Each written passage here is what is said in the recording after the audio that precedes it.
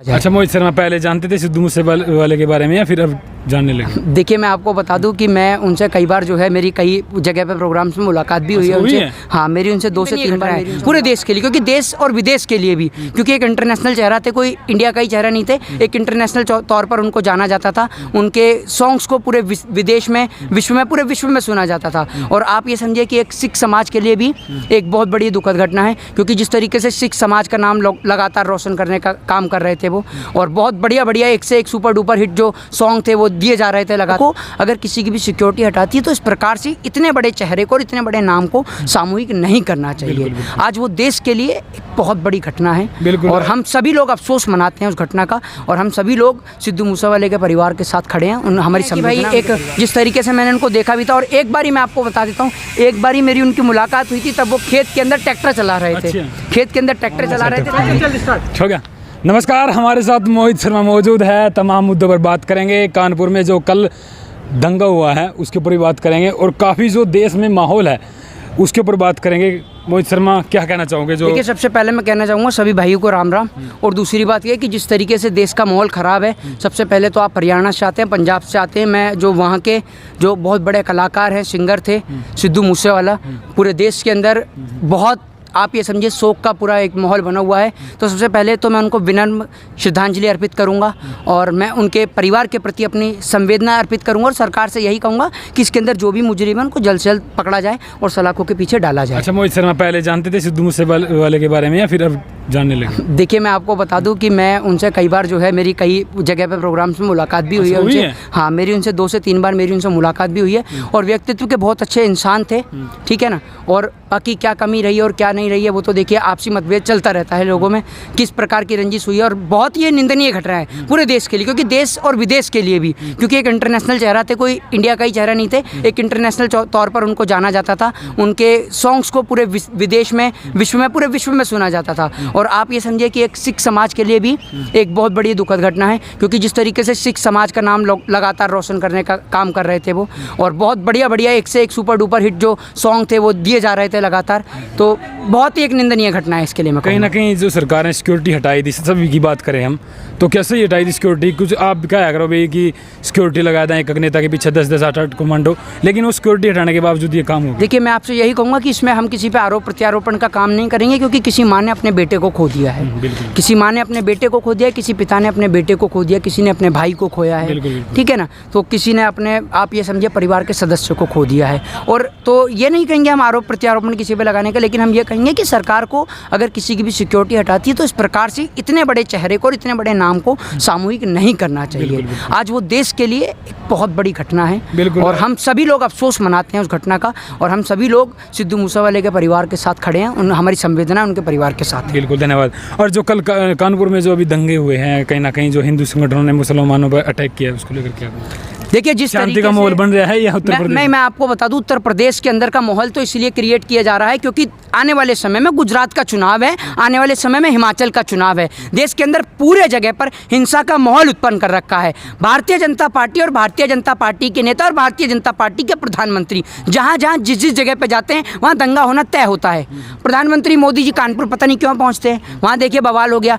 Australia तक में इनका विरोध होता है। आप सोच लीजिए, मतलब हिंदुस्तान तो हिंदुस्तान, ऑस्ट्रेलिया वाले तक लोग इनका विरोध करते हैं, क्योंकि इन लोगों ने हिंदू और मुसलमान के बीच इतनी नफरत पैदा कर दी। आज मैं आपको एक बात बताऊं कि मेरे कई ऐसे दोस्त हैं, मुस्लिम मित्र हैं, जब मैं उनको फ़ोन मिलाता हूं, और अभी भी अगर मैं उनको फ़ोन मिलाऊंगा तो फ़ोन पे सबसे पहले वो यही कहेंगे, मोहित भाई राम राम। जब वो मुझे राम राम बोल सकते हैं तो क्या मैं उनको अस्सलाम वालेकुम नहीं बोल सकता? तो ये आप समझिए कि वो हमारे लिए राम राम बोलते हैं, जय श्री राम बोलते हैं। तो आप अगर किसी से ज़बरदस्ती जय श्री राम राम राम बुलवाते हो, या किसी नेशनल चैनल पे बैठ के किसी के भी भगवान को, किसी के भी अल्लाह के लिए गलत प्रकार से टिप्पणी करते हो, तो ये सरासर गलत है। आज आप एक बात बताइए, अगर आज आप मेरे कुल देवता के लिए, मेरे पितरों के लिए या मेरे भगवान के लिए आप गलत प्रकार के शब्द का इस्तेमाल करेंगे, तो कल को मैं भी तो आपके लिए करूँगा भगवान के लिए। तो हम अपने भगवान को राजनीति के खातिर गलत थोड़ी बोलेंगे। नेशनल चैनल पे बैठ के कुछ लोग ऐसे लोग हैं जो मुंह में आता है वो बकते चले जाते हैं। भाई प्रॉफिट मोहम्मद साहब नबी के जो हैं, उनके नबी जो हैं, उनके लिए गलत प्रकार के शब्दों का इस्तेमाल करना ये सरासर गलत है। हिंदुस्तान किस लिए जाना जाता है जनाब? इसीलिए तो जाना जाता है, हिंदू मुस्लिम सिख ईसाई आपस में हम भाई भाई।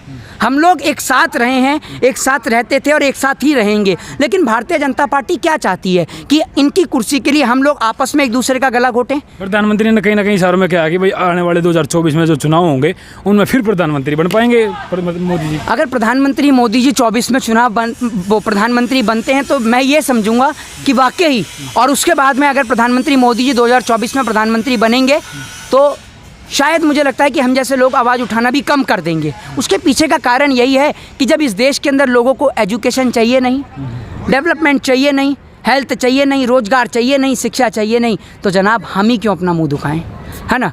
तो सबसे बड़ी बात यही है। तो हम जनता को यही समझाना चाहेंगे कि आप अपने बच्चों का बेहतर भविष्य देखिए, बच्चों का बेहतर। मोदी जी का इतना विरोध क्यों करते हैं? कश्मीर में जो है कोई भी जमीन खरीद सकता है, वहाँ पे रह सकता है। कश्मीर में आप देख 70 हटाई। मैं आपको क्या कह रहा हूँ, आज कश्मीर के अंदर जो लेबर है, मजदूर है, हर जगह का, आपके हरियाणा का भी है, हरियाणा का भी है, आपके पंजाब का भी है, आपके उत्तर प्रदेश का भी है, हर जगह का नागरिक है। आज कश्मीर में माइग्रेंट को गोली मारी गई, लेबर को गोली मारी गई है आतंकवादियों के द्वारा। फिर आर्मी की तो आप भी रिस्पेक्ट करते हैं, पंजाब हरियाणा उत्तर प्रदेश सबसे ज़्यादा आर्मी में जाते हैं, पंजाब हरियाणा के तो आप देखते ही हैं, ठीक है ना। ज़्यादातर लोग आर्मी में, राजस्थान के ज़्यादातर लोग आर्मी में, ये सारे सटे हुए क्षेत्र हैं एकदम, ठीक है। तो आप लोगों को तो पता ही है कि आर्मी की कीमत क्या होती है। हमारे परिवार से भी आर्मी में, इसलिए आप और हम आराम से समझ सकते हैं इन सब चीज़ों को। तो आप ये सोचिए कि अभी वहाँ पर एक जो आर्मी के हैं उनको गोली मार दी गई, ठीक है, फिर एक पुलिस कांस्टेबल को गोली मार दी गई। तो आप ये समझिए लगातार कश्मीर की स्थिति खराब होती जा रही है। लेकिन प्रधानमंत्री कार्यक्रम कर रहे हैं 8 साल बेमिसाल। मैं आपसे कहूँगा कि आपके घर के अंदर, अगर आपके नहीं, मैं कहूँगा अगर किसी परिवार के व्यक्ति के घर के अंदर मैयत का माहौल है, मातम का माहौल है, तो क्या आप क्लब में जाके पार्टी करेंगे? नहीं करेंगे ना। तो यहाँ देश के अंदर मातम का माहौल हुआ पड़ा है, क्योंकि कश्मीर में कश्मीर के पंडित परेशान हैं, कश्मीर के लोग परेशान हैं। कभी विजय कुमार को गोली लगती है, कभी राहुल भट्ट की डेथ होती है, कभी वहाँ की एक्टर की डेथ होती है, कभी मुदस्सिर अहमद शेख की डेथ होती है। तो लगातार कश्मीर में हत्याओं का सिलसिला जारी है। लेकिन प्रधानमंत्री कार्यक्रम कर रहे हैं 8 साल बेमिसाल। तो दुख होता है, दर्द होता है, तकलीफ होती है, इसीलिए आवाज़ उठाते हैं। बिल्कुल। तो हमारे साथ मोहित शर्मा मौजूद थे, तमाम मुद्दों पर बात करी है। और भाई बताया मोहित शर्मा जी ने कि सिद्धू मूसेवाले के भी काफ़ी फ़ैन थे और मिले भी हैं। कहाँ मिले थे आप वैसे सिद्धू मूसेवाले को? वो उनका एक बार ही प्रोग्राम था, एक बार उनका प्रोग्राम चंडीगढ़ में लगा था, तो चंडीगढ़ में भी मेरी उनसे मुलाकात हुई थी। और एक बार कैसा स्वभाव था उनका देखने में जो मिलते थे? नहीं, मैं उनसे जब मिला था तो वो व्यक्तित्व के बहुत अच्छे इंसान थे, ठीक है।